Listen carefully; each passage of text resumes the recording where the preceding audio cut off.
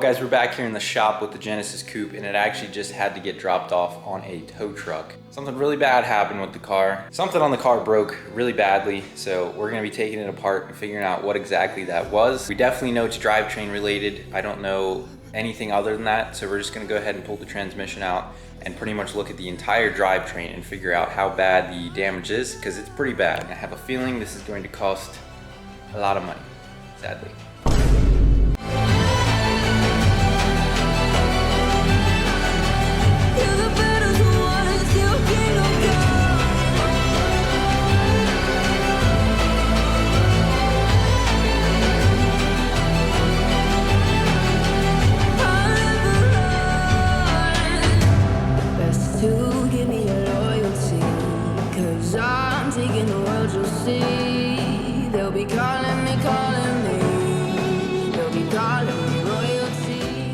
But just like most transmission jobs, we're going to start on the inside, remove the shift knob, boot, bezel, all of that, get the transmission ready to drop straight out of there, and then we can go underneath and start removing everything else.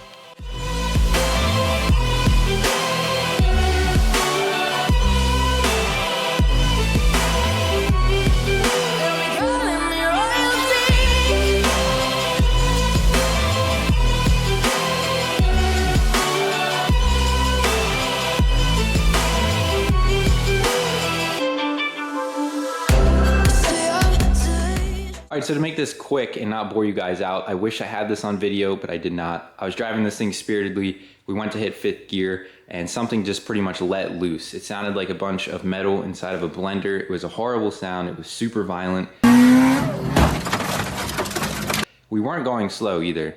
We were doing a pull, I guess you could say, and it really scared me. I didn't know what was happening, so I kind of panicked at first, but we pulled off, got it towed home. Now we got a tow truck to bring it to the shop, and now we're going to dive into it. Obviously, the one thing I immediately saw when this happened was that we lost the drive shaft. So that kind of explains the very violent sounds. Obviously, this thing was spinning fast, and it came off and hopefully didn't damage too much underneath, but this drive shaft is done for, and it is bent too. So right here, you can see the crease.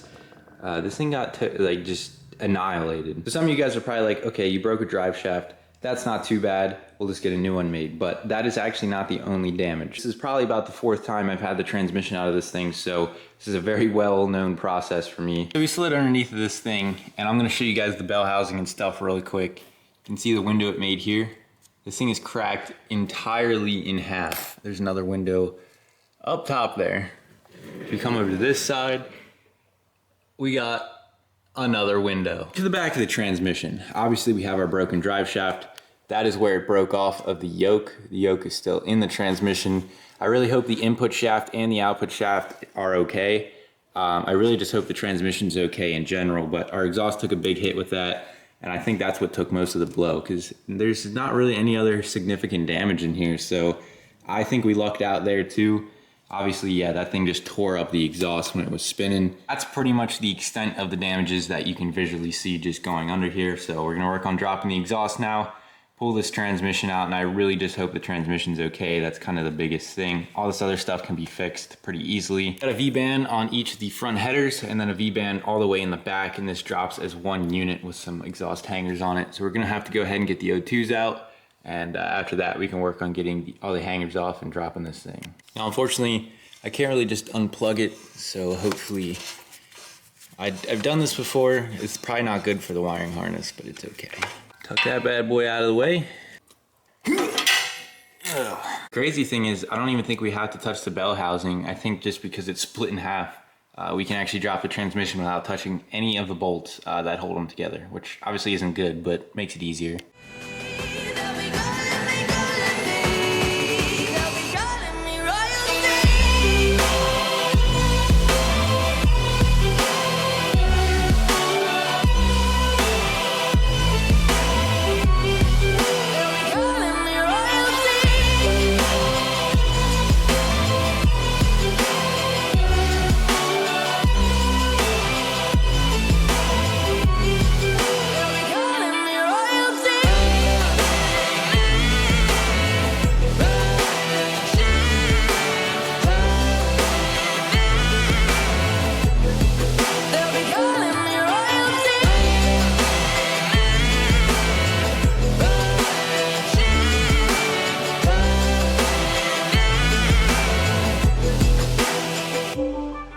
got the exhaust dropped out of this thing. More damage. Obviously, the drive shaft was pretty much just making out the exhaust here. Chewed up right behind the X-pipe pretty good, and we also cracked these two welds right here.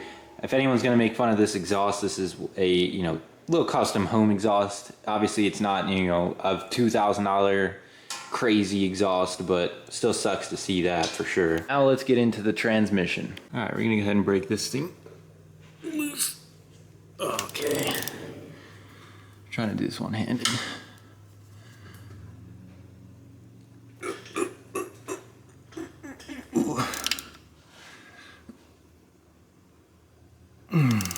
All right, we got the plug finger loose, so we're gonna go ahead and put this underneath of it. I just cleaned all this out. I plan on reusing the fluid, hopefully, and we'll just put like a coffee filter or something when we go to refill it. But I have a history of making a mess here, so let's hope we can do this without spilling a drop.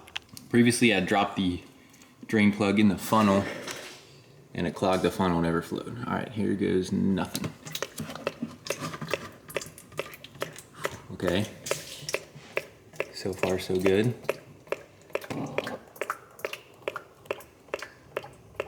Fluid looks okay. I don't see anything metal or chunky falling out. All right, so this is actually my reverse light harness. Got a couple zip ties holding it in. We're gonna have to cut all of these so that we can go ahead and pull this all out of the way, drop the trans, blah, blah, blah. You guys know the deal. Everything is disconnected. The only thing connected yet is the hydraulic line for the clutch sleeve. So we're gonna go ahead and leave that in. We'll just pull the sleeve off entirely. Once the transmission separates a little bit, we can get in there. So honestly, we're gonna get the trans jack underneath of here, put that onto the transmission, put a strap around it, and we shouldn't have to touch the bell housing because it's split in half, so.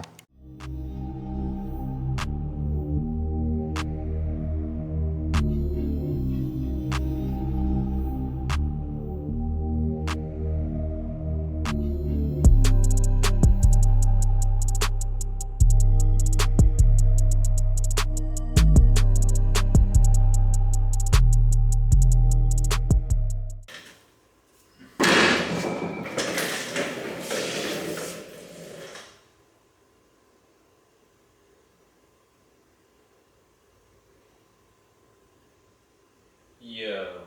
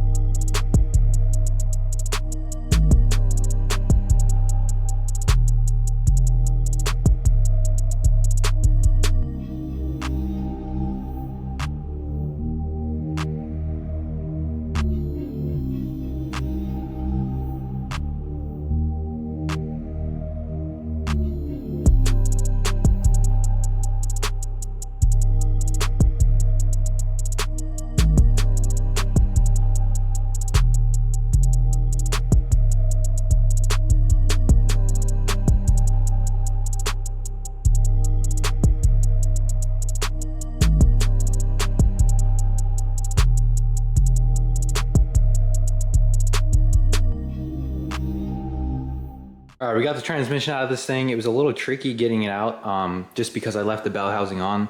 That ear was catching and struggled a little bit getting it out, but we did not have to disconnect any bolts, which is pretty cool. Back here on the shifter looks good. The input shaft looks good. There's no damage there, anything odd. It's not bent as far as I can tell. And then the output shaft is actually good too. We might have nicked the seal. Put the transmission in every gear and spun the input shaft, and it did spin the output shaft. So I do think our transmission's fine. I don't think we caused any internal damage or anything like that, so that's awesome news. We are gonna need a new bell housing though, because half of it's here and the other half is still connected to the engine. Another interesting note, our slave cylinder cracked in the back. So we were leaking some brake fluid, and that would explain why. I just left the hoses connected here, but we're gonna have to get a new slave as well because that thing is junk. Yeah, this thing doesn't look too bad. Obviously, I will go around and unscrew the rest of the bell housing then and get it prepped for a new one. But we're gonna move in there and go ahead and remove the clutch now because that's what I suspect actually blew up. Hopefully we pull this clutch apart, and I wanna see it destroyed because if the clutch is fine, I'm gonna have a lot of questions and I'm not really gonna understand what happened. So hopefully we can understand what happened so we can prevent it from happening again. For anyone who is curious too, this is a LS7 clutch kit, so I believe it's the C6 Z06 clutch. It's a OEM GM clutch, and these are supposed to handle 400 wheel, no problem. This is about 440, so it's a little more, I guess. Oh, I'm gonna get some of them.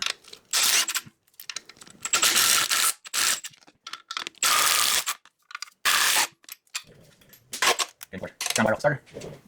Here. Go ahead. Remove stuff there. No.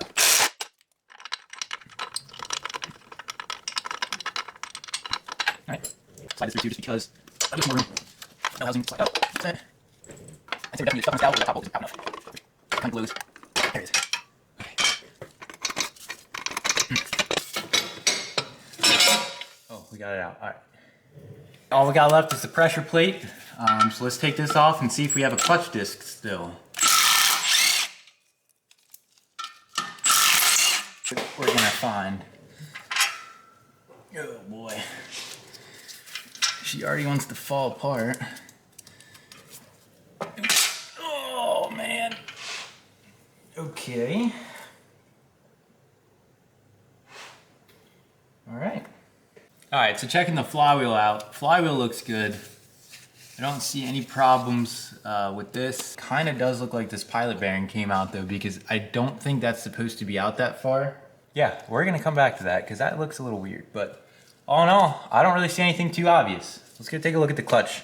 Visually, the pressure plate looks okay, and so does the clutch disc itself. However, if you tilt this, you can hear that. It's the springs inside of the yellow spring, if you can see that. I don't know that those are supposed to do that. It's been a while since I've seen this clutch out and installed it, so I don't know if this is how it was or not. But we do have a good amount of friction material left on there. It's not split in half. It is blue. I'm not sure if that's how that's supposed to be either. Kind of looks like this got really hot. Other than that though, it's really not too bad. It's pretty much brand new. There's some play in the middle here too, but I don't know exactly what happened, and I don't know if stuff came apart in here and then that's what cracked that, or if maybe just the violent sudden stop made the drive shaft and that go. I really don't know. I'm gonna have to ask some people and maybe do a little bit of research and figure out what exactly went wrong here. It's like the sun is right there. I'm also gonna rip the other broken half of the bell housing off the transmission. So I'm gonna grab the impact quick and zip that off. Well, there's chunks of our bell housing that were just bolted on there. That's good. Here's the rest of our bell housing. That thing's cooked. I do think when we get a new bell housing, we're gonna get a better one, like an SFI rated bell housing for this thing. This was just a cheap aluminum one, so clearly it didn't hold up too well. I guess I could potentially pull the flywheel off, but I'm just gonna leave everything like that as it is, and we are done underneath the car. I love the Genesis coupe and all, but look at this little thing. We gotta get that thing up on the road, you know what I'm saying? Alrighty guys, well that's gonna do it for today's video. We got everything apart and we don't really know the true story yet of what happened. We see broken parts, so I'm gonna go ahead and get the broken stuff that I know I'm gonna need ordered. And I do believe we're just gonna go ahead and get a new clutch as well. I don't know if that clutch is good or not, and I also don't really know exactly what happened. So hopefully the transmission's good. I'm a little skeptical because something would have had to go for everything else to really break. I don't quite understand what happened. I'm never going to financially recover from this,